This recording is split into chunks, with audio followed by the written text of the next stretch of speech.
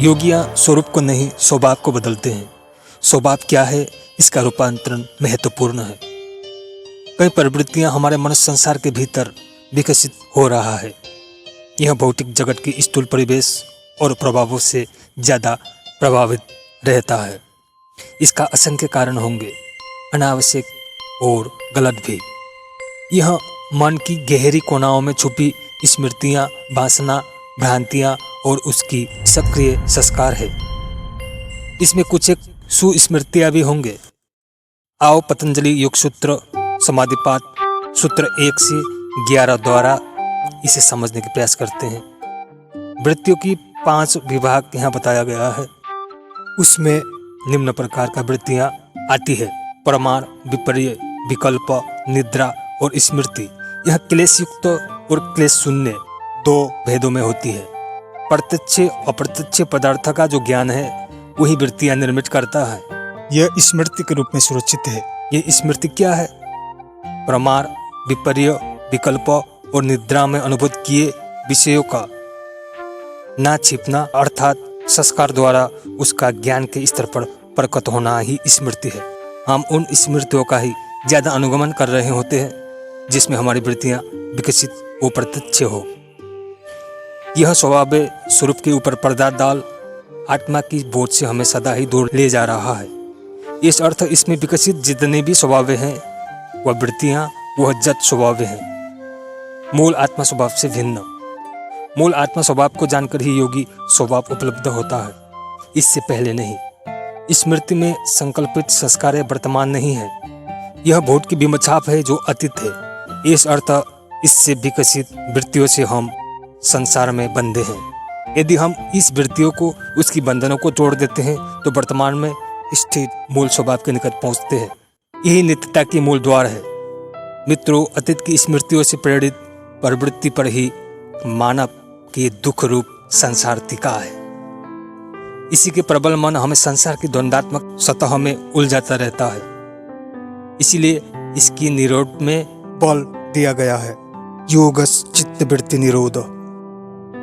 यह वही अतीत के घटनाक्रमों और उसकी बीज रूप स्मृतियों को व बीजों को भंग करने के अर्थ से कहा है, जिसके द्वारा हम निर्विष समाधि को जान सके। यह पूर्व कर्मों के बीच अतीत की स्मृतियां संसार की दुख रूप, दोष रूप, पाप रूप, कर्म रूप बंधनों से छूटने की योगिक उपाय की और प्रेरणा है। जब तक हमारी मनुष्य चेतना इन बंधनों से मुक्त नहीं होता तब तक हम ध्यान और समाधि को जान नहीं सकते। ध्यान की प्रारंभ ही बीज शून्यता से है, अर्थात पूर्व वृत्तियां, स्मृतियां, कर्मों की प्रभाव से शून्यता। आखिर ये कैसे हो सकता है, जरा गहराई से समझो।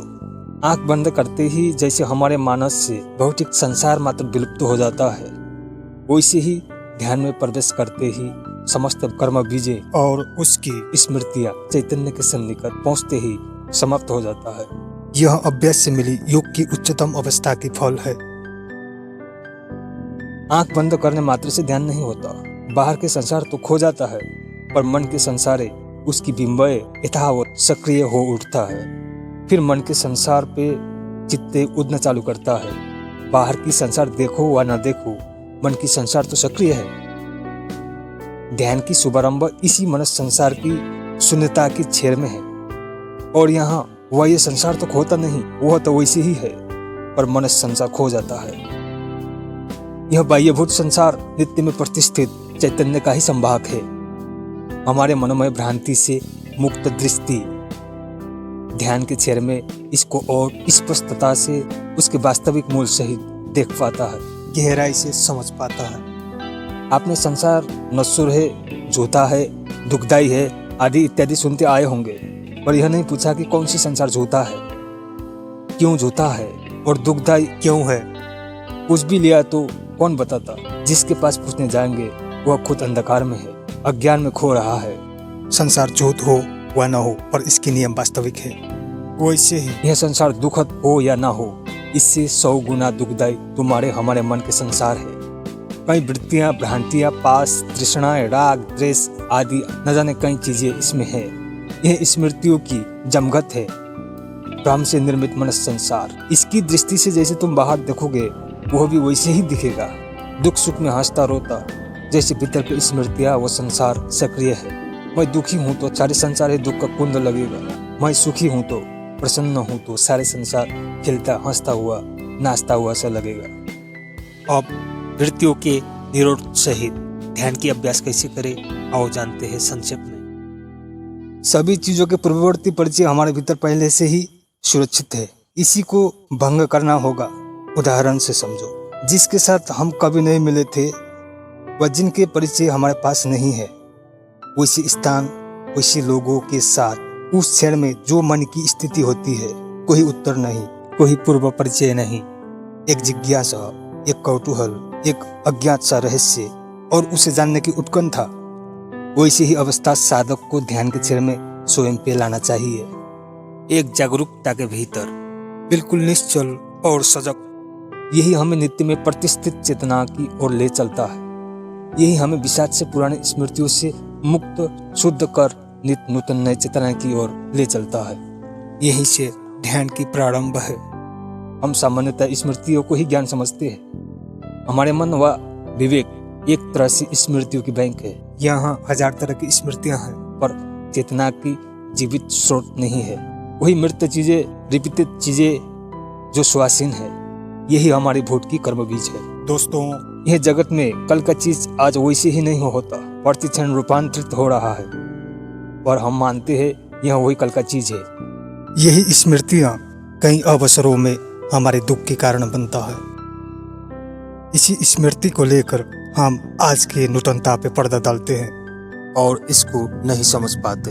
हम सभी भूत स्मृतियों की भार लिए घूम रहे हैं, फिर दुख से पीड़ा से मुक्त कैसे हो पाएंगे, कैसे होंगे? हजार समझाने के बाद भी कि सब ठीक है, कुछ भी ठीक नहीं हो पाता। यह अपने आप से एक धोखा है। हमारी समाज, इसकी शिक्षाएं इतिहास की मृत कंकालों से बनी है। यह इतिहास की गवाह में वर्तमान को परिचित कराया जाता है। इस अर्थ उसकी पीड़ा और दोषों से अभी का वर्तमान भी बढ़ जाता है। इसी को जत चेतना कहता है। हम इसी कंकालों पे श्वास खोज रहे हैं, उस पे नए जीवन और उसकी विकास खोज रहे हैं, पर यह तो बिन अतीत को तोड़ नित्य में प्रवेश किए बगैर संभव ही नहीं है। जो भी होता है वर्तमान में, वर्तमान की चेतना से ही होता है और हो रहा है।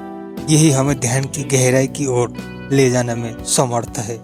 हमारे भूत प्रेरित विचार तो बस मूल्यांकन, तुलना और जजमेंट के लिए मात्र है। क्या आप सही में ध्यान की खोज कर रहे हैं? तो अतीत की स्मृति को तोड़ना होगा। नित्य वर्तमान के सतत चेतना प्रवाह में जन्मता स्वभाव को जानना होगा। अपुनरावृत्त नित्य स्वभाव को। हमारे स्मृतियों की गैलरी में नया चीज है ही क्या? वही पुराने पिक्चर जिसे 10 बार हम घुमा फिरा के देख चुके हैं। नित्य के भीतर भी एक चित्र है जो हमारे माइंड में मेमोराइज नहीं है, पर वह सतत जीवन चैतन्य हम में अदृश्य रूप से प्रवाहित है। यहीं पर जीवन के मूल स्वभाव है। हमारी खोज भी यही है, जहां हम सदा अतीत के विषाद से मुक्त हो सके। यहीं पर हमारे भूत स्मृतियां चेतना में तिरोहित हो, उसमें वर्तमान स्वभाव की श्वास चल रही है। हम कुंडलिनी, ध्यान और योग के संदर्भ में बहुत सारी भ्रांतियां लेकर फिर रहे हैं। यह अध्यात्म की बहुत पवित्र पथ है। इसके प्रति हमारी लापरवाहपन व सही समझ नहीं रख पाने की वजह से हम दिग्भ्रांत हो छटपटा रहे हैं। जो भी सूचनाएं हम इकट्ठा करते हैं वह पूर्ण नहीं है। इस तरह की अपूर्ण पथ से हमारी यात्रा अपंग हो जाती है। अध्यात्म की गंभीर, अति पवित्र उच्च शिक्षाओं को सामान्य तौर से ना लेकर अत्यंत निष्ठा से लेना चाहिए। यह मनोरंजन नहीं है, शिक्षा है। यह संस्कार है शाश्वत की। इसकी बोध होते ही हम आत्म साक्षात्कार की पात्र हो पाएंगे। धन्यवाद। आओ सतपथ की दिशा तय करें। दोस्तों, लाइक, शेयर, कमेंट और सब्सक्राइब जरूर करें। हरि ओम तत्सत।